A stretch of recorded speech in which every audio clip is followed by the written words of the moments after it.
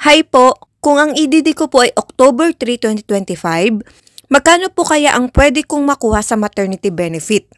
January, February, March, April, May, September, October, November, December, January 2025, April, May, June.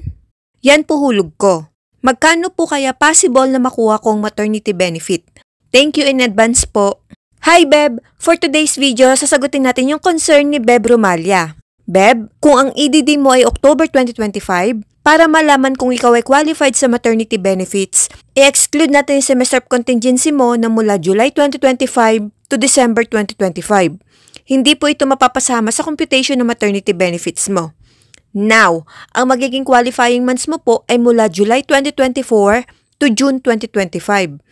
Dito po magsiselect ng at least 3 to 6 highest monthly salary credit or MSC para makompute ang maternity benefits. Nabanggit mo na may hulog ka sa mga months na ito at pasok naman po sa qualifying period mo. Now, kukuha lang po ang SSS ng at least 3 to 6 highest contributions sa qualifying period mo gaya nito. At ito po yung magiging monthly salary credit or MSC.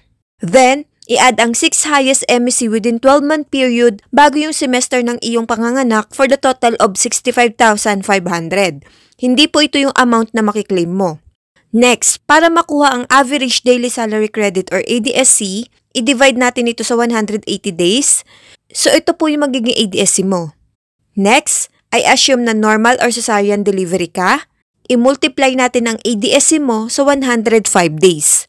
Then, ang magiging estimated maternity benefit mo po ay 38,208.33.